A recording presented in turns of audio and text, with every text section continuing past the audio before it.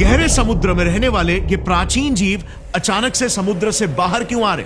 आपको याद होगा कुछ महीने पहले ही हॉलीवुड जल रहा था। अब यह देखना उसके कुछ ही दिनों पहले नवंबर 6 को कैलिफोर्निया के किनारों में क्या मिला था। एक 10 फीट बड़ी ओरफिश। जो ओरफिश कैलिफोर्निया के इतिहास में पिछले 125 सालों में सिर्फ 15 से 20 बार ही दिखी है। और उसके बाद कैलिफोर्निया में एक 7 मैग्नीट्यूड का भूकंप आ धमका। Experiencing very strong shaking. I think we need to get under the desk. You are in danger. This was the biggest earthquake to hit Northern California in more than 3 decades. 2017 में Philippines में भी oarfish की sightings हुई थी, जिसके कुछ ही समय बाद जुलाई 2017 में एक 6.6 मैग्नीट्यूड का अर्थक्वेक वहां पर हिट किया। The southern Philippines has been shaken. A powerful earthquake rocked the Philippines. At least 85 people are dead.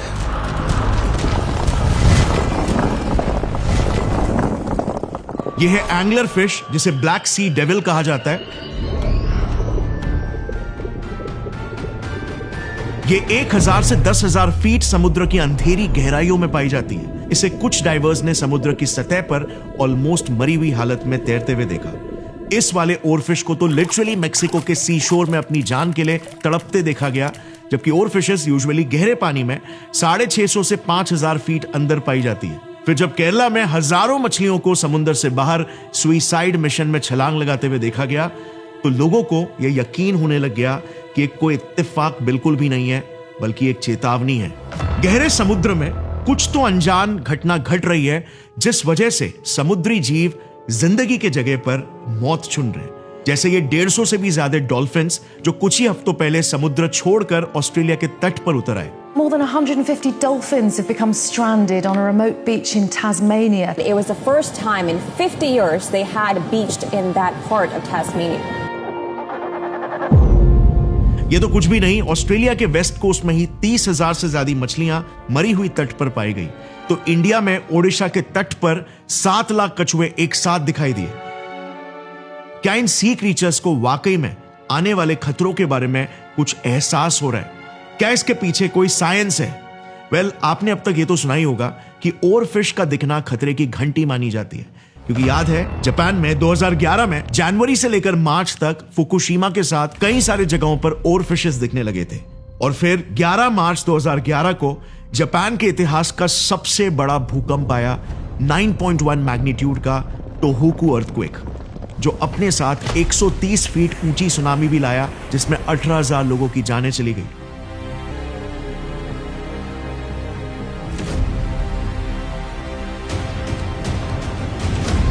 और इसीलिए आज भी जापान में इन्हें द डूम्सडे फिश कहा जाता है, जो जब भी दिखते हैं अपने साथ कोई दुर्घटना की चेतावनी लेकर दिखते हैं। सो आखिर इन्हें पता कैसे चल जाता है? इसके पीछे का साइंस क्या है? आज 80% से ज्यादा हमारे समुद्र अनएक्सप्लोर्ड है। इनके अंदर ऐसे जीव है जो हमने कभी देखे नहीं, क्षेत्र है जो हमने कभी मैप नहीं किए, और ऐसी पहेलियां हैं जो कभी सुलझी ही नहीं।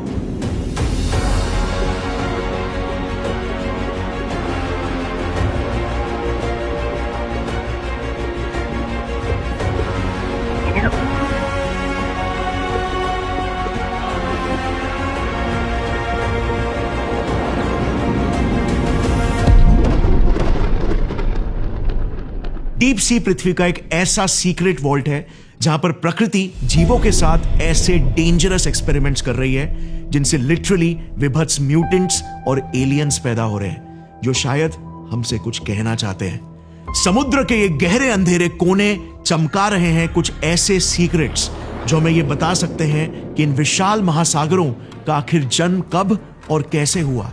क्यों डीप सी में इतने विचित्र, भयानक, मॉन्स्ट्रस जीव पनप रहे हैं, और क्या ये प्राचीन जीव हम इंसानों को किसी बड़ी दुर्घटना की चेतावनी दे रहे हैं? डीप सी के इस गहरे रहस्य की गहराई को समझने के लिए हमें इसके गहरे इतिहास में डूबना होगा। आज से 4.5 बिलियन सालों पहले हमारे सोलर सिस्टम में एक आग और लावा से भरा हुआ पत्थर का टुकड़ा जन्म ले रहा था। शुरुआती दिनों में इस पर कई सारे अंतरिक्ष के पत्थर बरसते रहते थे। द हेडियन ईऑन पीरियड की शुरुआत हो चुकी थी, जिसे नाम दिया गया नरक के ग्रीक गॉड हेड्स के ऊपर। करीब 200 से 300 मिलियन सालों तक पृथ्वी एक क्रूर जगह थी, उबलते हुए ज्वालामुखियों के साथ हजारों डिग्री सेल्सियस का तपता तापमान, जहरीले गैस चेंबर जैसा वातावरण और पानी का कहीं भी नामो निशान नहीं था, क्योंकि 2000 डिग्री सेल्सियस के तपते तापमान में पानी लिक्विड स्टेट में रह ही नहीं पाता। बट पृथ्वी पर कहीं तो ये सारा पानी छुपा हुआ था एक अलग रूप में, जो फटकर बाहर निकलेगा और उन गहरे महासागरों को जन्म देगा जो जमीन के 70% हिस्सों को अपने अंदर समेट लेंगे। आज से 4.2 बिलियन सालों पहले एक नए युग की शुरुआत होने लगी, जिस दौरान पहली बार पृथ्वी का तापमान 100 डिग्री सेल्सियस के नीचे जाने लगा। पृथ्वी के क्रस्ट की गहराइयों में बहुत सारा पानी पहले से ही मौजूद था, मगर पिघले हुए लावा के रूप में। जैसे जैसे पृथ्वी ठंडी हो रही थी, उसी दौरान इसके सतह पर अनगिनत ज्वालामुखी फटने लगे। लिटरली पृथ्वी का हर एक कोना फटकर लावा उगल रहा था। हर एक सेकेंड, हर एक मिनट लाखों ज्वालामुखी फट रहे थे। पृथ्वी बेसिकली एक वोल्केनिक इन्फर्नो बॉल जैसा बन गया था, और यही ज्वालामुखी ऊपर के एटमॉस्फेयर में कार्बन डाइऑक्साइड, मीथेन और वोल्केनिक ऐश के साथ वाटर वेपर भी हवा में इजेक्ट कर रहे थे। इस प्रक्रिया को आउटगैसिंग कहा जाता है, जिससे ठंडे होते तापमान की वजह से उन काले घने बादलों को जन्म दिया, जिन्होंने लिटरली आसमानों से समुद्र बरसाना शुरू कर दिया।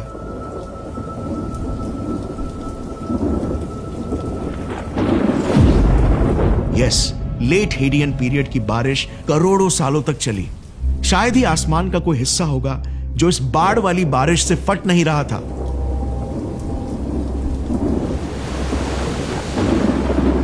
इस बरसात ने आने वाले युगों के लिए पृथ्वी को ठंडा भी कर दिया, और सबसे इंपॉर्टेंट बात, पृथ्वी पर बड़े टेक्टोनिक प्लेट्स के गड्ढों को भरकर हमारे आज के गहरे महासागरों को जन्म देना शुरू कर दिया। अब जहां एक तरफ पृथ्वी के ये विशाल गड्ढे समुद्र के पानी से भर रहे थे, वहीं पर समुद्र की गहराइयों में एक ऐसी चीज पनप रही थी जो प्रकृति ने इससे पहले कभी नहीं देखी थी। जिंदगी, लाइफ।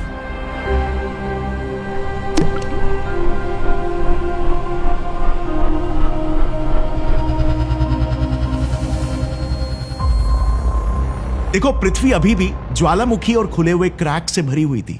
सिर्फ कॉन्टिनेंटल प्लेट्स के इन गहरे गड्ढों में पानी भर गया था, बट बेस में तो अभी भी सुलगते ज्वालामुखी ही थे। इन्हीं अंडर वाटर वोल्केनोस के आसपास थे कुछ खुले हुए क्रैक्स, जिन्हें आज हाइड्रोथर्मल वेंट्स कहते हैं। यही हाइड्रोथर्मल वेंट्स आपकी और मेरी जिंदगी का गर्भ बनने वाले थे। Hydrothermal vents basically deep under water cracks होते हैं, जहां से 400 डिग्री सेल्सियस गर्म भड़कता पानी रिच अंडरग्राउंड मिनरल्स के साथ बाहर फेंका जाता है। इतने हाई प्रेशर में, और पानी इतना गर्म रहता है कि ये मेटल्स को तक पिघला सकता है। यहीं से लाइफ को वो पहली ऊर्जा का पल्स मिला था। लाइफ के जन्म के लिए 3 चीजों की जरूरत होती है: वाटर, सही केमिकल्स, और इन केमिकल्स या एलिमेंट्स को आपस में इंटरैक्ट करवाने के लिए एनर्जी। यही शुरुआती एनर्जी लाइफ को हमारे सितारे सूरज ने नहीं, बल्कि अंडरग्राउंड वोल्केनोज ने दिया था, जिससे फिर कॉम्प्लेक्स बायोमोलिक्यूल्स जैसे प्रोटीन्स, लिपिड्स और आरएनए बन पाए। पृथ्वी के सबसे पहले जीवों का जन्म पृथ्वी की काली अंधेरी गहराइयों में हुआ, जहां तक सूरज की किरणें तक पहुंच नहीं सकती थी। Interesting, right? इतिहास बताता है कि हम पाताल से हैं, स्वर्ग से नहीं। मगर यह लाइफ शुरुआत में सिंपल यूनिसेलुलर थी।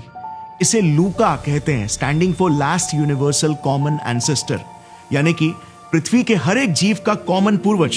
बहुत से लोगों को लगता है कि अमीबा पहला लिविंग ऑर्गेनिज्म था, जबकि अमीबा तो पृथ्वी पर 1.5 से 2 बिलियन साल पहले आया है जस्ट, और हम बात कर रहे हैं अभी 4 बिलियन साल पहले की। अब आपको क्या लगता है, अगर पृथ्वी में माइक्रोबियल लाइफ का जन्म 3.8 बिलियन सालों पहले हुआ, तो मछलियों जैसे जीवों का जन्म कब हुआ होगा? आपका जो भी गैस हो, वीडियो को पॉज करके नीचे कमेंट सेक्शन में लिखना।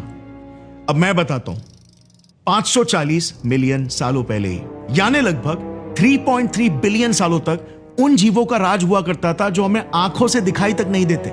माइक्रोब्स जो 3.8 बिलियन सालों से जी रहे हैं, यूकैरियोट्स जैसे फंगस, एल्गे वगैरह जो 2 बिलियन सालों से जी रहे हैं, और फिर कहीं जाकर 1 बिलियन सालों पहले कुछ ऐसे बहुत ही सिंपल से एनिमल्स जिसकी डिकिंसोनिया और सी स्पंजेस दिखने लगे। ये आज के जानवरों की तरह बिल्कुल भी सोफिस्टिकेटेड नहीं थे। क्योंकि इनके वेल डिफाइंड टिश्यूज और स्पेशलाइज्ड ऑर्गन्स नहीं हुआ करते थे, बस सिर्फ टुटके फुटके से अंग। इन्हें ध्यान से देखना, ये है हमारे सबसे प्राचीन पूर्वज जो सूखी हुई चपाती की तरह दिखते थे।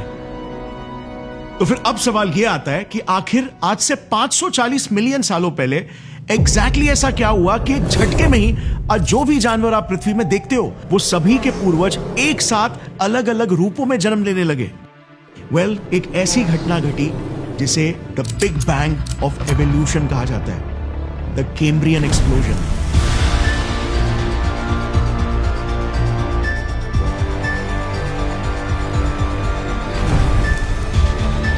देखो, आज से 540 मिलियन सालों पहले ना पृथ्वी कुछ ऐसी दिखती थी। सिर्फ दो मैसिव सुपर कॉन्टिनेंट्स हुआ करते थे, लॉरेशिया और गोंडवाना। गोंडवाना पृथ्वी के साउथ में एक विशाल सा सुपर कॉन्टिनेंट था जिसमें आज का पूरा Africa, south America, Australia, India, Antarctica और एशिया, मिडिल ईस्ट के कुछ पार्ट्स बसते थे। इसी महाकॉन्टिनेंट के तट के पानियों में ही एवोल्यूशन का big bang, the Cambrian explosion हुआ। यह देखना, आज पृथ्वी पर जानवरों में ये इतने 30 से 40 फाइलम्स है। ये ऑलमोस्ट सारे के सारे फाइलम्स आज से 540 मिलियन सालों पहले बस 50 से 60 मिलियन सालों के अंदर ही पृथ्वी पर तेजी से जन्म लेने लगे। मानो पृथ्वी बस पलक झपकाते ही जिंदगी से चहक उठी। हर एक मॉडर्न जानवर का जेनेटिक ब्लूप्रिंट जो हम आज देखते हैं तैयार हो चुका था। समुद्र एक ऐसी विशाल लेबोरेटरी बन चुकी थी जहां पर प्रकृति तरह तरह के जेनेटिक एक्सपेरिमेंट्स कर रही थी और जीवन के अनेक रूपों को रंग रही थी। जीवन में वास्ट डाइवर्सिटी फ्लड कर रही थी। ये सब इसीलिए हो पाया क्योंकि कैम्ब्रियन एक्सप्लोजन में ऑक्सीजन गैस का भी एक्सप्लोजन हुआ, जिस गैस ने सभी जीवों को एक्स्ट्रा एनर्जी प्रोवाइड की और एक्स्ट्रा म्यूटेशंस क्रिएट करने के लिए ऑक्सीडेशन। अब ये सारा ऑक्सीजन सबसे ज्यादा कहां पर इकट्ठा होने लगा? वेल, समुद्र की सतह पर, क्योंकि वहीं से तो ऑक्सीजन एब्जॉर्ब होकर पानी में अंदर डिसॉल्व होता है। और इसीलिए कैम्ब्रियन एक्सप्लोजन के दौरान जानवरों का सबसे ज्यादा विकास हुआ कॉन्टिनेंटल शेल्व्स में, जो समुद्र के तट के पास के सबसे शैलो वाटर्स होते हैं। अब जब एक साथ इतने सारे जानवर इन थोड़े से इलाकों में फटकर जन्म ले रहे थे, तो जाहिर है इनके बीच में कंपटीशन होने लग गया रिसोर्सेस को लेकर। इससे दो चीजें क्रिएट हुई। नंबर 1, पृथ्वी पर पहली बार शिकारियों का जन्म हुआ। यह हमें पता चलता है क्योंकि उसी दौर में जीवों में दांतों, पंजों और शेल्स का एवोल्यूशन हुआ। और नंबर 2, शैलो वाटर्स में खाने का अकाल पड़ने लग गया, जिससे फिर मजबूरी में खाने और सिक्योरिटी की तलाश में समुद्री जीव समुद्र की अंधेरी गहराइयों की ओर देखने लगे। अब जरा एक मिनट इस फैक्ट को अप्रिशिएट करते हैं कि लाइफ की शुरुआत गहरे समुद्र में हुई, लेकिन लाइफ विकसित समुद्र की ऊपरी सतह पर हुई और फिर नीचे की दुनिया को मजबूरी में अपना नया घर बनाने निकल पड़ी। मगर यह सफर जिंदगी और मौत का सफर होने वाला था। डीप सी के अकाल अंधेरे में जी पाने के लिए अब तक ये जीव बिल्कुल भी काबिल नहीं बने थे। देखो, समुद्र की सतह पर प्रेशर एक एटमॉस्फेयर जितना होता है, यानी कि जितना आप और मैं अभी फील कर रहे हैं। यह प्रेशर इसीलिए क्योंकि पृथ्वी के एटमॉस्फेयर में एयर के मॉलिक्यूल्स हम पर फोर्स अप्लाई कर रहे हैं। बट जब आप समुद्र की गहराई में जाते हो, तब आपके ऊपर के सारे पानी के लेयर्स आप पर फोर्स अप्लाई कर रहे होते हैं, जिससे कि प्रेशर ड्रास्टिकली बढ़ने लगता है। हर 10 मीटर में एक एटमॉस्फेयर जितना प्रेशर बढ़ता है।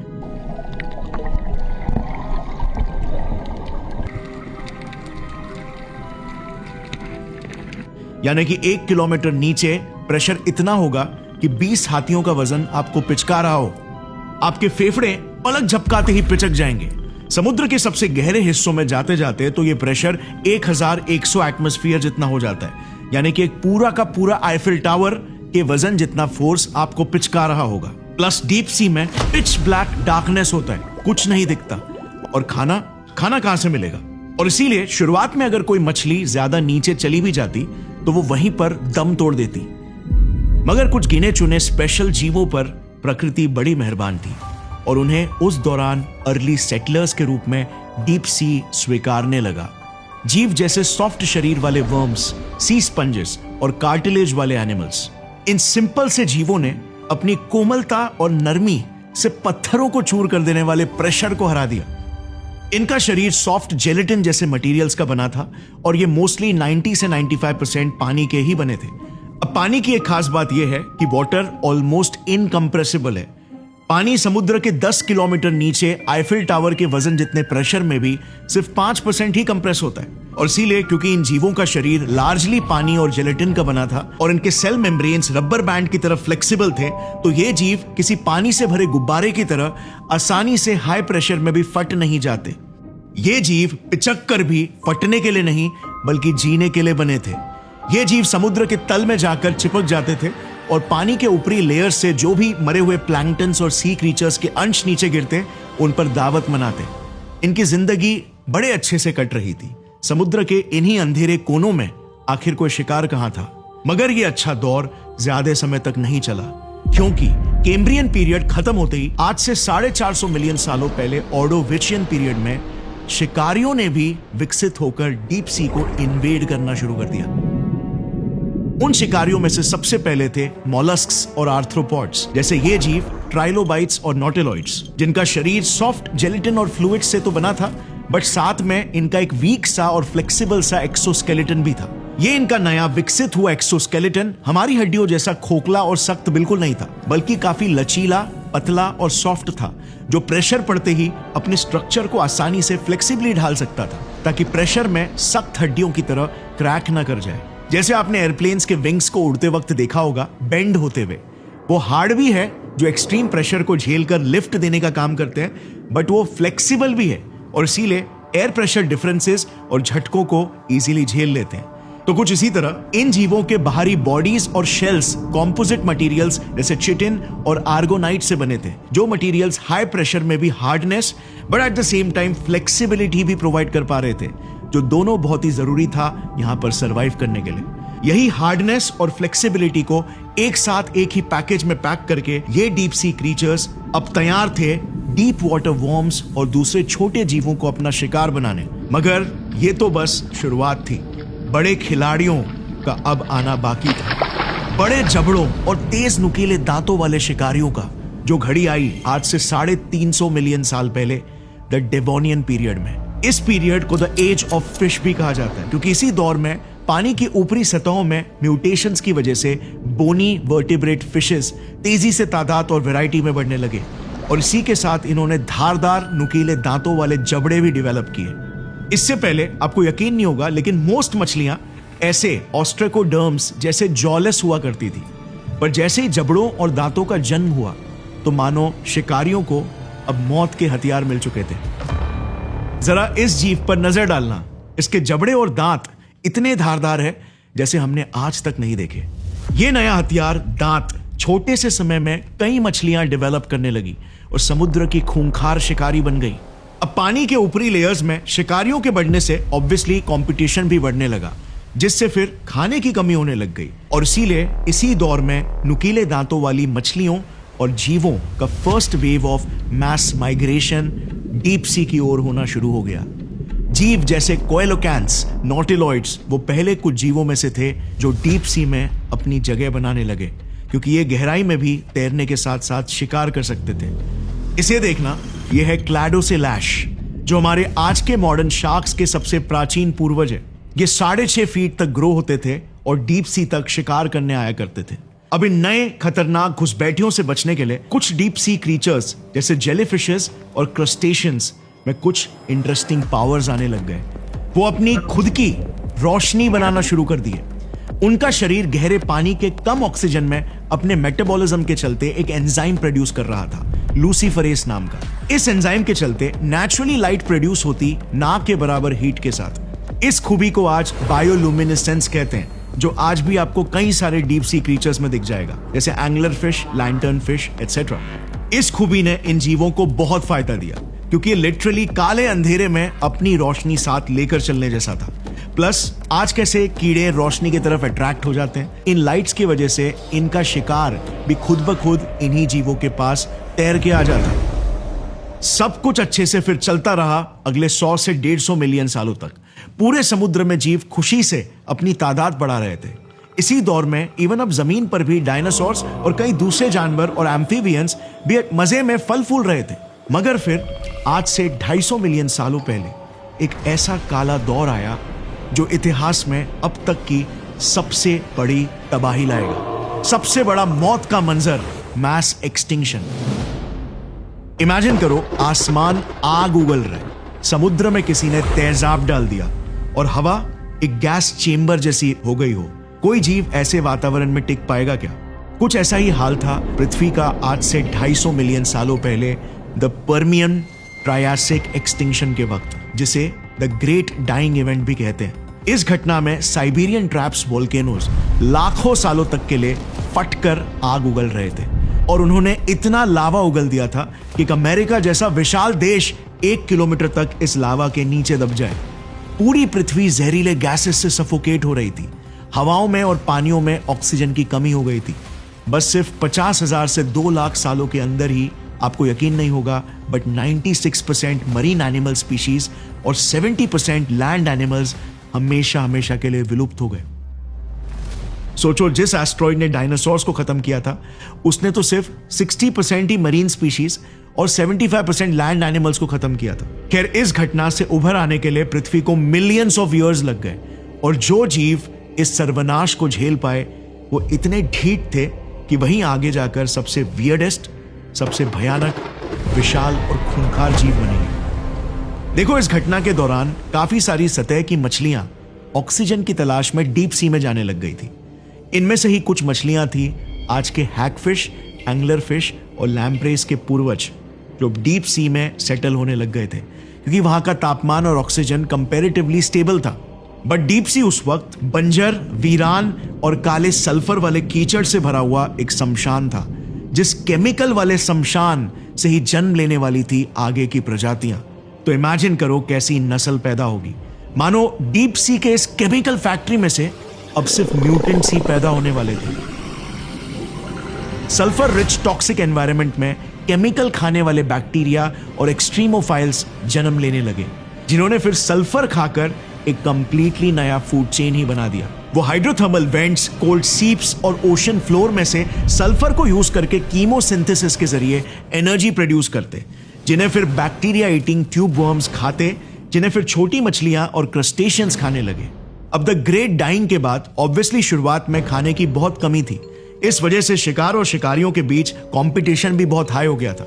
इनके लिए एक एक दिन निकालना जिंदगी या मौत के खेल के जैसा था। इसी जिंदगी और मौत के प्रेशर में कुछ डीप सी क्रीचर्स विकसित होने लगे। ये जीव साइज में अनकंट्रोलेबली बढ़ने लगे क्योंकि बड़े जीव होने की वजह से ये ज्यादा एनर्जी अपने अंदर स्टोर करके रख सकते थे, यानी कि उनकी बैटरी जल्दी डिस्चार्ज नहीं होगी, जिससे ये ज्यादा समय तक बिना खाए भी जिंदा रह सकते थे। प्लस समुद्र के काले अंधेरे में अब इन विशाल जीवों को आखिर चुनौती कौन दे सकता था, और इसीलिए जन्म हो चुका था डीप सी जाइगेंटिज्म का। आम समुद्री जीव मॉन्स्टर्स में बदलना शुरू हो गए थे। ये जो जायंट कोलोसल स्क्विड आज हम डीप सी में देखते हैं ना, ये 46 फीट तक लंबे होते हैं। जस्ट इमेजिन, इनकी बस आंखें ही एक बड़े से प्लेट के साइज की होती है। स्पाइडर क्रैब्स जो 13 फीट लंबे होते हैं, जो आपके कार को आराम से गले लगा देंगे।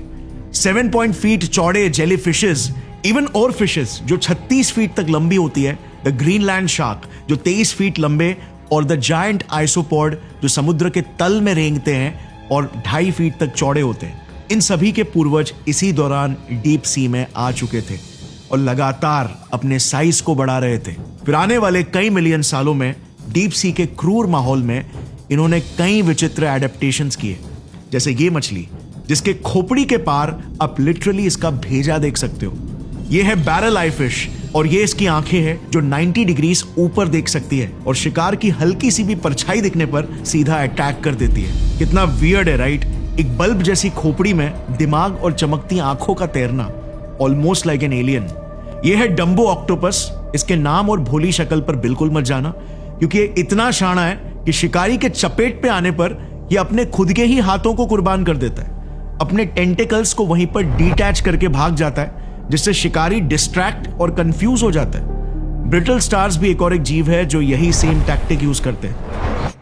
यह स्केली फुट स्नेल जो प्रकृति का अपना खुद का आयरन मैन है, क्योंकि इकलौता ऐसा जीव है जिसका कवच लिटरली लोहे का ही बना है। ऑब्वियसली इसकी जरूरत पड़नी है क्योंकि डीप सी के हाइड्रोथर्मल वेंट्स के करीब ये जो रहता है। इस मछली को देखना जो लिटरली गायब होने की टेक्नोलॉजी अपने साथ लेकर चलती है। ये दिखने में जितनी शैतान की तरह दिखती है, उतनी ही चालाकी से ये चकमा देना भी जानती है। जब भी शिकारी इसकी परछाई से इसे लोकेट करने की कोशिश करता है, ये अपनी परछाई को ही मिटा देती है।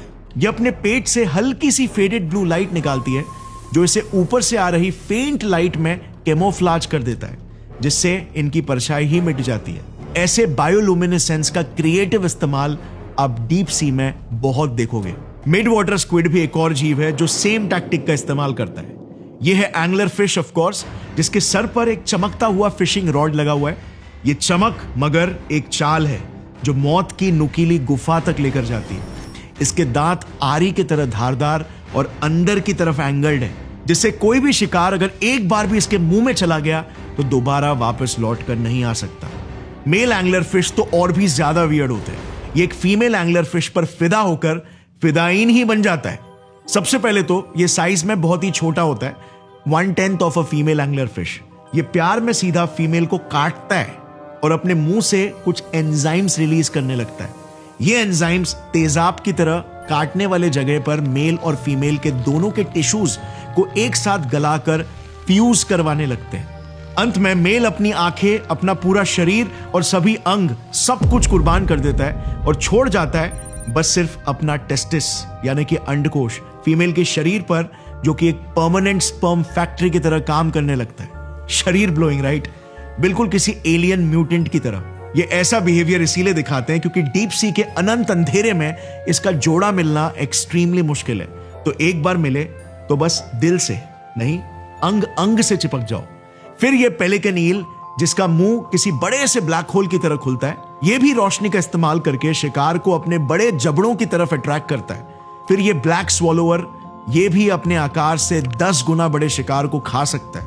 कभी कभार तो ये एक झटके में इतना निगल लेता है कि इसका पेट ही फट जाता है। बट क्या करे, डीप सी में खाने की कमी के कारण जीवों ने ऐसे विचित्र एडेप्टेशंस हासिल किए। सो अब आज के दौर में ये सभी इतने अच्छे से डीप सी में सेटल्ड जीवों के साथ ऐसा क्या हो रहा है जो ये समुद्र से बाहर आते हुए दिखाई दे रहे हैं? That's an oarfish. और क्या इनका ऐसा दिखने का मतलब खतरे की घड़ी आने वाली है? क्या कोई बड़ा एक्सटिंक्शन इवेंट आने वाला है?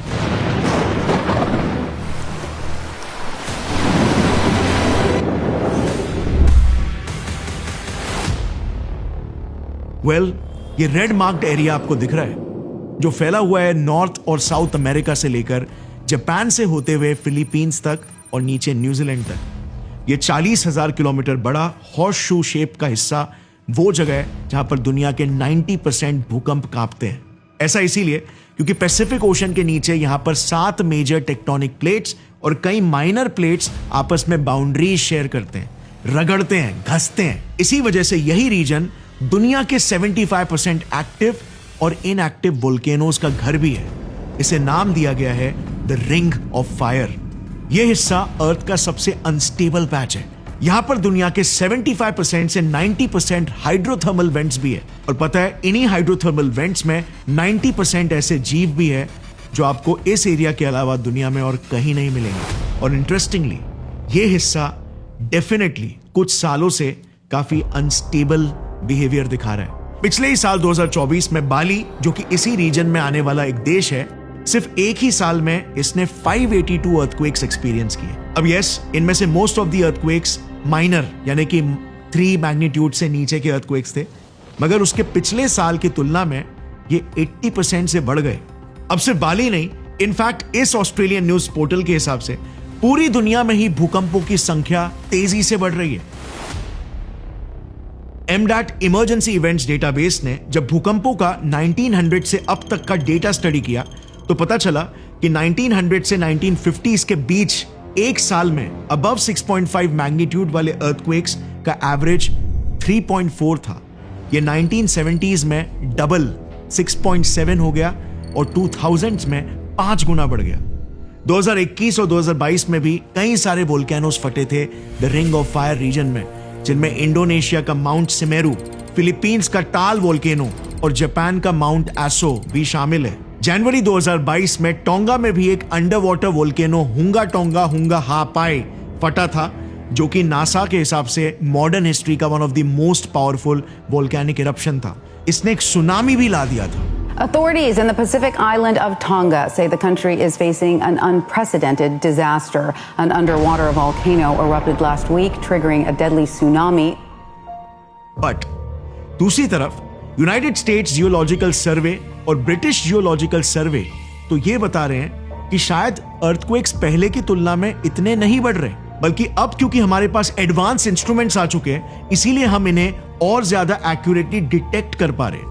बट फिर भी बाली जैसे रीजन का एक ही साल में 582 अर्थक्वेक्स एक्सपीरियंस करना क्वेश्चंस जरूर रेज करता है। सो ऐसे में तो क्योंकि 90% अर्थक्वेक्स इसी रिंग ऑफ फायर जोन में आते हैं, तो यहां ऐसे अनयूजुअल फिश साइटिंग्स तो कॉमन होना चाहिए, right? In fact weird fish sightings तो दुनिया में ऑलमोस्ट इक्वली ही स्प्रेड आउट है। बट ऐसा कैसे हो सकता है? और फिशेस तो इन्हीं ट्रेमर्स को फील करके डीप सी से ऊपर आ रहे हैं ना, उसका क्या? वेल 2019 में मरीन बायोडाइवर्सिटी रिकॉर्ड्स ने इसी विषय पर एक रिसर्च किया था, लेकिन उन्हें और फिशेस के भटकने का और किसी नेचुरल डिजास्टर का उसके साथ कोई लिंक या एसोसिएशन नहीं मिला। एंगलर फिश के भी शैलो वाटर्स में मिलने का कोई भी आपदा से कोई साइंटिफिक लिंक अब तक नहीं मिला है। इनफैक्ट अगर आप देखोगे तो ये सिर्फ इक्के दुक्के केसेस ही है और most of the cases unrelated है, जिन्हें बस आपस में जोड़कर सोशल मीडिया में एक नैरेटिव बनाया गया। जैसे एंगलर फिश का भटककर ऊपर आ जाने के पीछे कई रीजंस हो सकते हैं, जैसे पानी का local temperature fluctuation, local oxygen की कमी, स्ट्रॉन्ग करंट्स, शिकारी से पीछा छुड़ाना एटसेट्रा। इक्के दुक्के केस में ऐसा होना ज्यादा लाइकली है। ये केरला वाली घटना जो हमने पहले देखा था, ये तो मछलियों का नेचुरल बिहेवियर है और हर साल होता है। बस गूगल करना चाकारा केरला करके, ऐसी ढेर सारी वीडियोस आपको मिलेंगी। अरेबियन सी में यह घटना हर साल मानसून या उससे पहले घटती है, जिसमें समुद्र के नीचे से वाटर करंट्स न्यूट्रिएंट से भरा पानी ऊपर लेकर आते हैं और इसी का पीछा करते करते केरला के मालाबार कोस्ट में ये सभी समुद्री जीव जमीन पर अंधाधुंध बरसने लगते हैं। ऑस्ट्रेलिया के फॉल्स किलर व्हेल डॉल्फिन्स के साथ भी ऐसा ही कुछ हुआ था। Now, dozens of dolphins have died after a pod of more than 150 were stranded on a remote beach in Australia's southern island of Tasmania. Dolphins sonar waves यानी कि eco location के जरिए अपने रास्ते का अंदाजा लगाते हैं और इनके ग्रुप में एक लीडर होता है जिन्हें ये फॉलो करते हैं। ये 157 डॉल्फिन्स भी अपने ग्रुप के लीडर को ही फॉलो कर रहे थे, जो लीडर मोस्ट प्रोबेबली टास्मेनिया के शोर की ज्योग्राफी, शैलो वाटर्स या सैंड बेड्स की वजह से डिसओरिएंट हो गया था और एक के पीछे एक सभी मछलियां गलत दिशा में चल पड़ी। अब हाँ, ऐसा भी हो सकता है कि इनका लीडर ही बीमार पड़ गया था, बट मुझे पर्सनली टास्मेनियन शोर्स ही प्रॉब्लम लग रहे हैं, उनकी ज्योग्राफी, क्योंकि 2022 में भी इसी तरह की घटना हुई थी। 150 प्लस पायलट व्हेल डॉल्फिन्स ऐसे ही डिसओरिएंट होकर शोर पर आ गए थे। ऐसा पास्ट में भी और भी कई बार हुआ है। सिमिलरली ओडिशा के गहिरमट्ठा बीच पर भी इसी साल लाखों की तादाद में ऑलिव रिडली टर्टल्स शोर पर नजर आए थे। अगेन ये कोई कयामत का संकेत नहीं था, बस ये टर्टल्स वहां पर नेस्टिंग करने यानी कि अपने अंडे देने आए थे। इंडिया में ऑलिव रिडली टर्टल्स ये एक एंडेंजर्ड स्पीशीज है जो 33 इयर्स बाद कोस्ट पर वापस लौट के आए। पिछली बार इनकी ऐसी मैसिव साइटिंग्स 1992 में हुई थी। सो हर एक ऐसे वियर्ड मैस मूवमेंट के पीछे कोई ना कोई डिस्कनेक्टेड जेन्युइन लॉजिकल रीजन है। ये इसीलिए नहीं हो रहा क्योंकि कयामत आने वाली है या फिर लेवायथन जाग उठा है। इनफैक्ट मीडिया और सोशल मीडिया को पूरा क्रेडिट जाता है इन अफवाहों को भड़काने का। बताऊं कितना इजी है?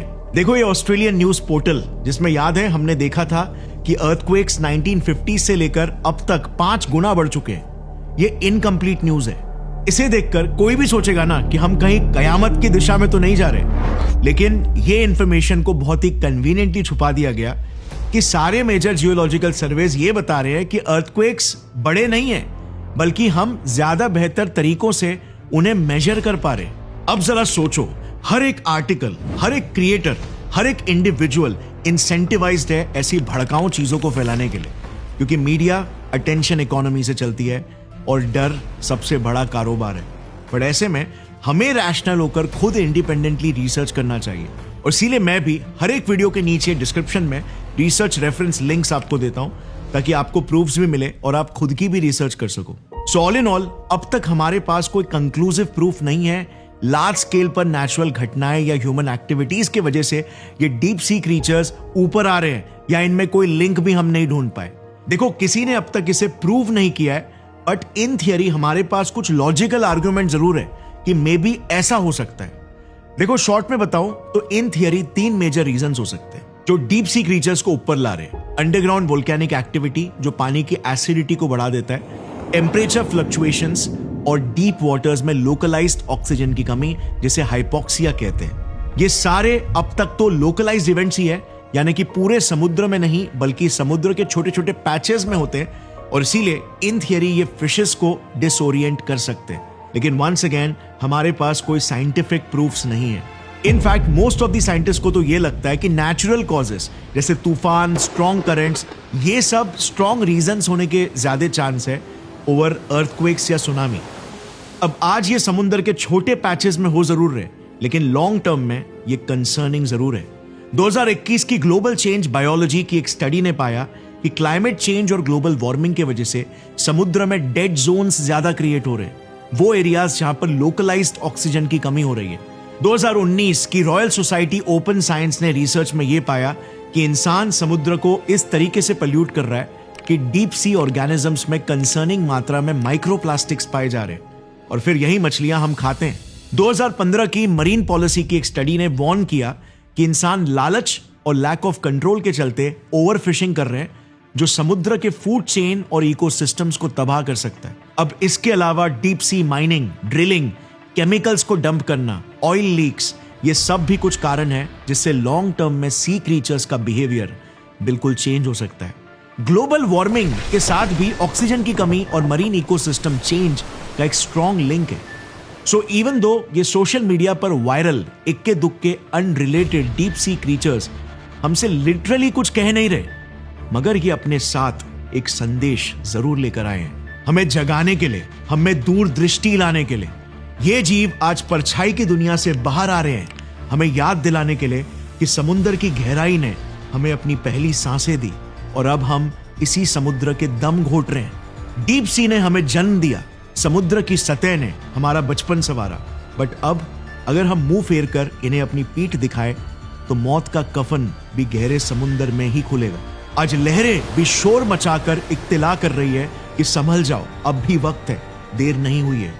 मगर एक दिन जब समुद्र शांत हो जाएगा तो याद रखो, जिंदगी भी शांत हो जाएगी। समुद्र की धड़कनें हमारी ही धड़कनें हैं जो एक साथ धड़कती है और साथ ही थम जाएगी।